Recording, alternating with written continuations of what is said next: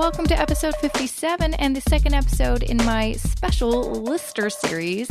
Thank you so much for joining me. I'm super pumped. My next guest is Lindsay VanSomeren, and she has a really great story because it's not kind of the traditional, kind of story you've heard a lot in the news about student debt or anything like that. It has to do with her buying a home with her husband and a lot of things going wrong and it costing a lot of money and them kind of getting into debt that way. And so we chat about that and what they've been doing to get out of debt and what kind of things she's learned and what kind of tips that she has that she'd like to pass on to you. So without further ado, let's get into the interview.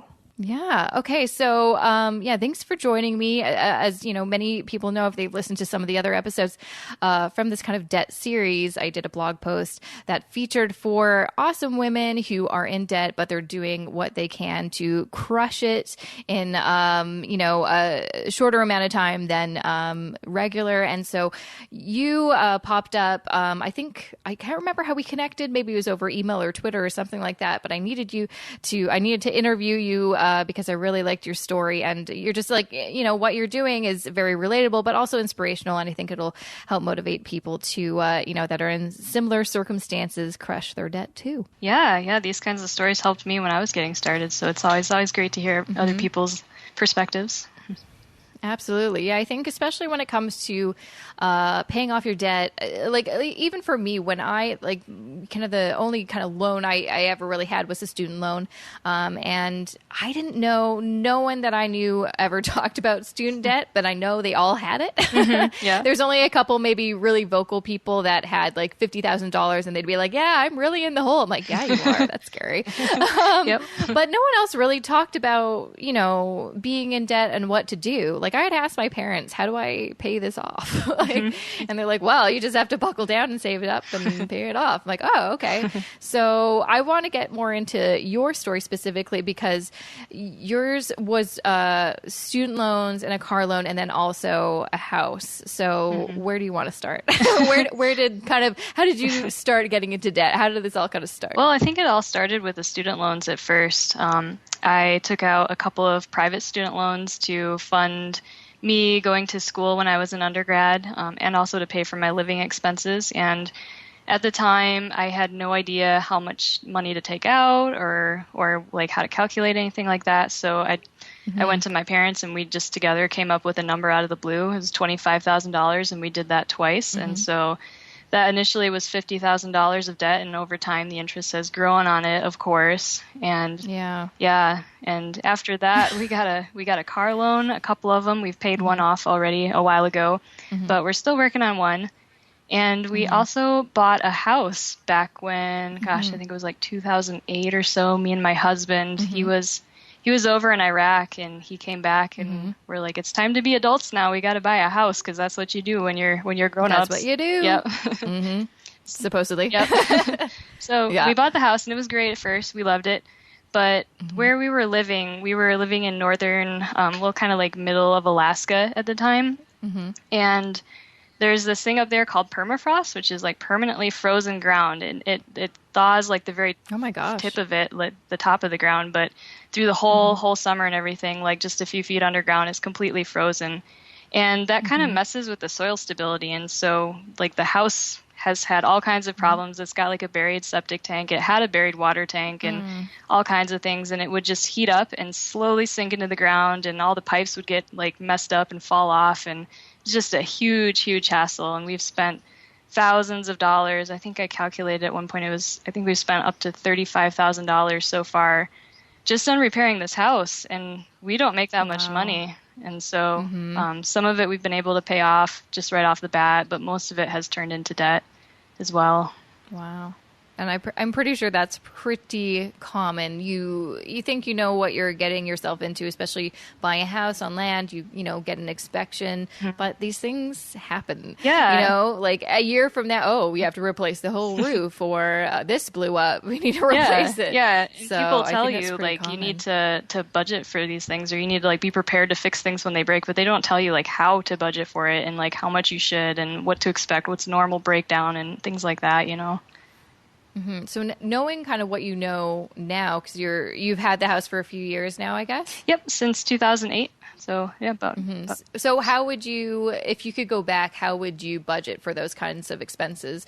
Like, would you kind of go around the house and maybe put like Post-its next to things like this may break and that may cost this much, or what would you suggest doing? Yeah, so if I was buying a house up there again, I would definitely go through and look at things like that might break, and maybe talk with some people to see how much they might cost to fix, like what kind of timeline they might break based on the home inspection. We also didn't have a very good home inspector as well. We just had somebody who was like a buddy of the realtors who did it for real cheap, and so he missed a lot of things that we've since had another engineer come in, and he said this would be a problem, and if we would have known that from the get-go, we wouldn't have bought it. Yeah, we wouldn't have bought it. But going forward, we do want to buy a house in the future, probably a long time from now, but and we're going to be much more prepared, but that is one of the things we're going to do to see like what kind of state it is right now, the timeline for repairs, how much they cost, and how much we might have to put away, each month to have that amount ready when it comes time.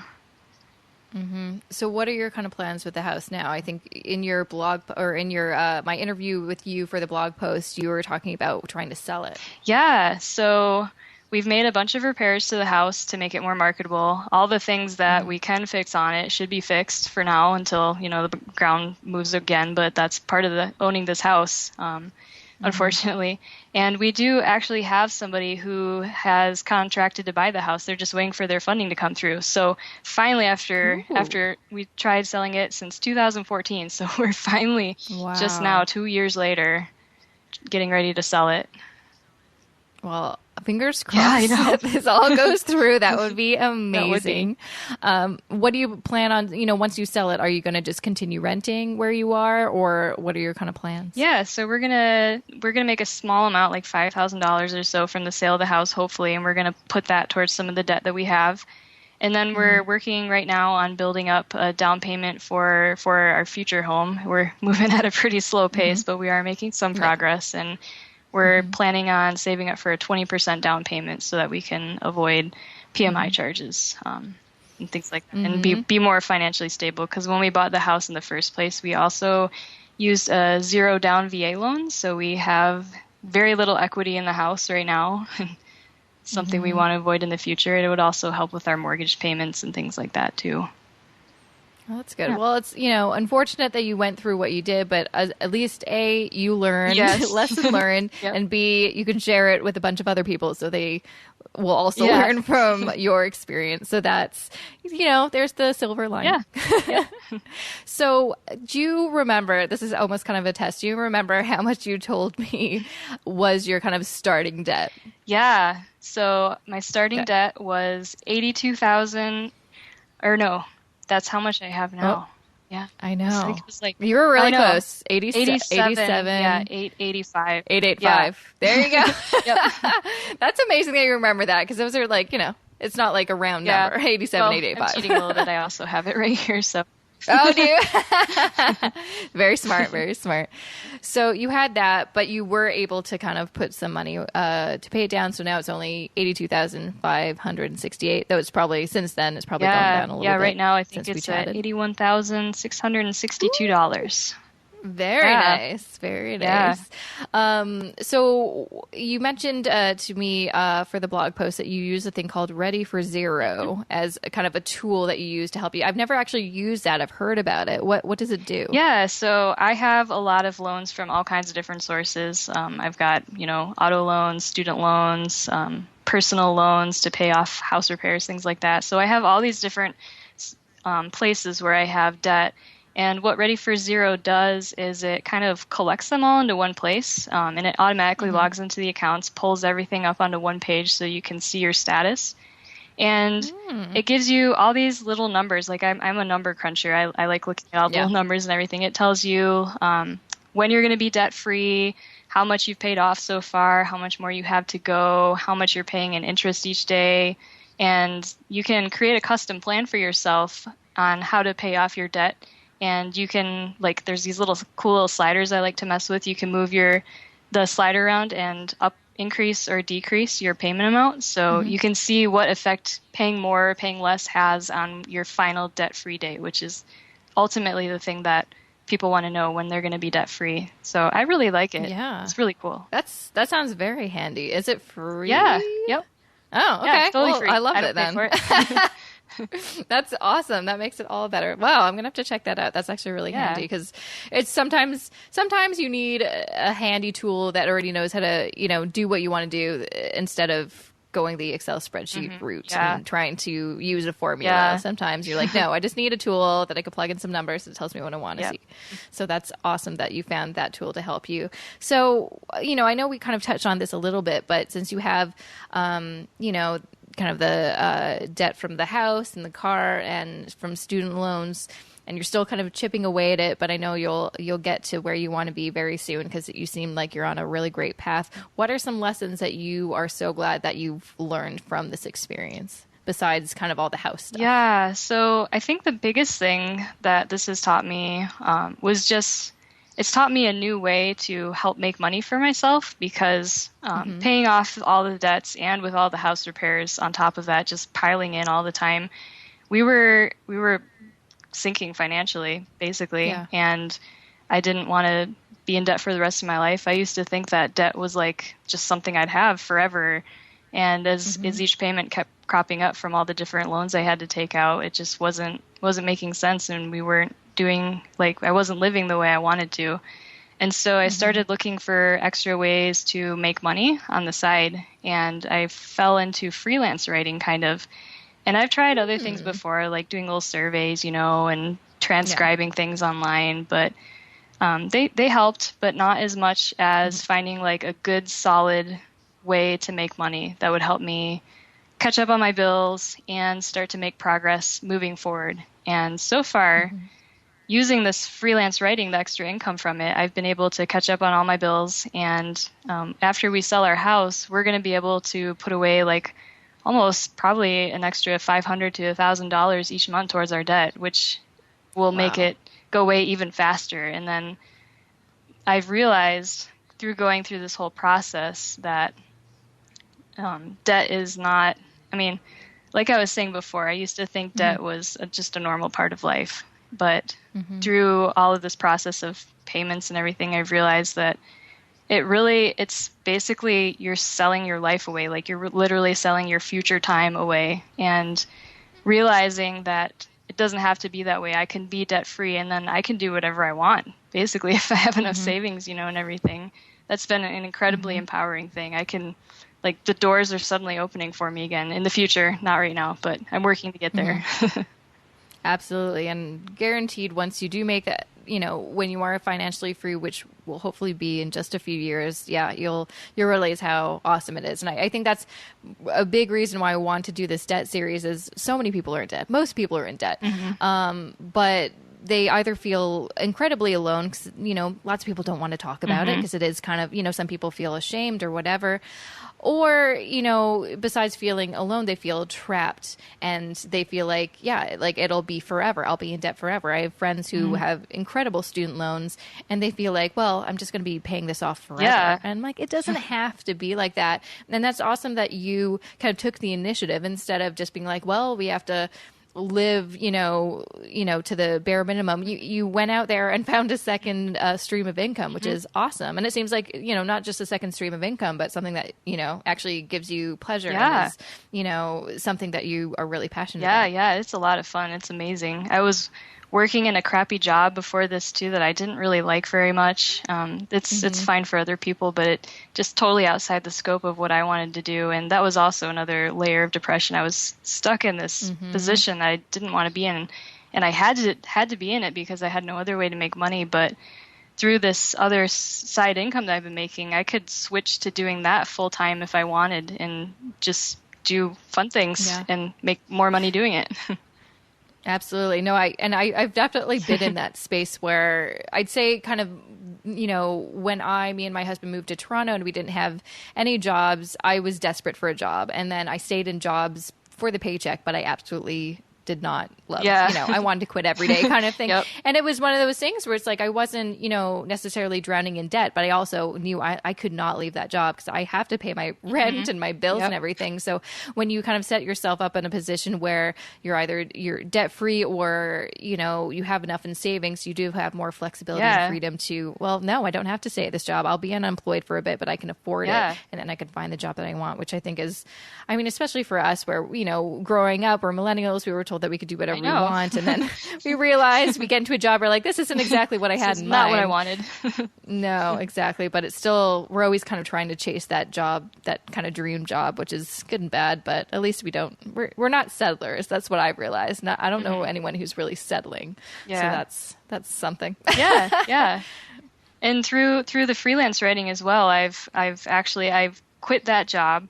And one thing that it's allowed me to do is there was a job that came up. It was just a 3-month position, and it was doing almost exactly what I wanted to do, like what I went to school for and everything. Yeah. And I should, a logical person never would have been able to quit a full-time permanent job with benefits for a temporary 3-month job with no benefits and no guarantee of any employment. So I actually switched over. I quit my old job and moved to this temporary job. And I was like, well, at least at the end of the 3 months, I can do freelance writing at the end of it if I don't have that job continuing. But I just found out that it will continue at least over the winter. So that's great. That's awesome. Yeah, I know. I'm so excited. Yeah.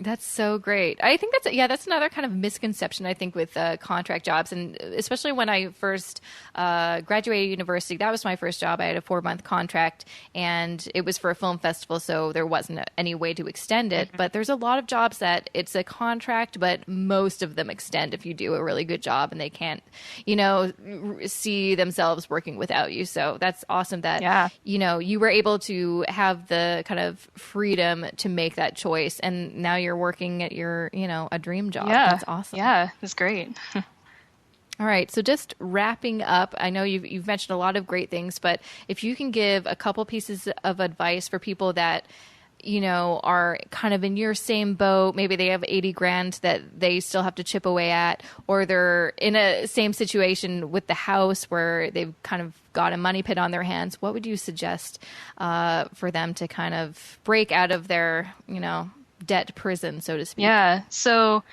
no matter what it is you're facing, whether it's 80 grand in debt or a house that you're trying to get rid of that you can't and you're legally obligated to make all these payments for it, whatever it is, so often when you look at those things, it just seems hopeless. Like $80,000. Like if you just look at that and if somebody came to you today and said, you owe me $80,000, you'd be like, well, I'm just done for the rest of my life, basically. I'm leaving the country. I'm going now. But if you do chip away at it small bits at a time, find ways to chip away at the debt. Or in the case of the house, I couldn't do anything with that. But what I could do was find extra ways to make money doing something that I liked and that made substantial contributions, not just like, a penny here or there for clicking on an ad in a survey email or whatever. If you find something you like and can help you, then it helps make you happier. It brings more joy to your life. And don't look at the big debts like that, like it as a big chunk. Just work away small bits at a time and just celebrate each milestone. Like every $500 or whatever, then that's $500 less you owe and $500 more free you are for doing things you actually want to do in the future. So don't focus on, I love that. Yeah, don't focus on the big things. Just work on small bits at a time. I love that, celebrating milestones. I think that's something that in general we don't do enough, like whether it's paying off debt or a savings, you've reached a certain savings level, like make sure you celebrate those things. You don't have to spend money to celebrate, but still acknowledge and celebrate in some kind of way. Yeah, it's a big deal. It is a big deal. Well, thank you so much, Lindsay, for chatting with me. I think a lot of people are going to get a lot out of your story, and I'm sure there's going to be some people that are going to look into freelance writing after this, because you know what, it works. It does. That's actually happily when I moved here and had nothing to no job, just looking for a job. I did some freelance writing, and that kind of kept me afloat for a few months. Yeah. So it's something to look into for a side hustle. Yeah, it's a weird thing to start, but I've actually got a post up on my website detailing how my process was, how I got started, and like how I felt emotionally, and how weird it was at first, and the challenges I had to go over. And I think that's a great post for people to read if they want to see what it's really like. So the nitty-gritty. Absolutely, yeah. No, I'll link to that in the show notes, because I think it's always important to like, oh, that's great, but how do I do it? So that's great that you wrote how to do it. Yep. That's awesome. Well, thanks again, and I'm excited to hear about your progress. I'll definitely maybe hit you up with an email in like 6 months to make sure how are things going, and especially if the house is sold. Yeah, for sure. And that was episode 57 with Lindsay VanSomeren. Now, she mentioned in this episode that she's a personal finance freelance writer and also science writer.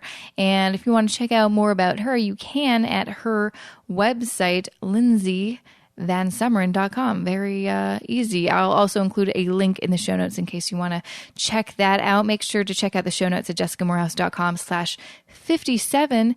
And thanks again for joining me. Wasn't this a blast? Don't you want to share your story on a future episode, right? If you do, please email me at jessica@jessicamorehouse.com. I would love to know what's going on with you and see if you would make a great guest on a future episode. So just think about it. Make sure to also subscribe to this show on iTunes so you don't miss any episodes. And if you wouldn't mind, would you also give me a review? I would love you forever. Until next Wednesday, I want to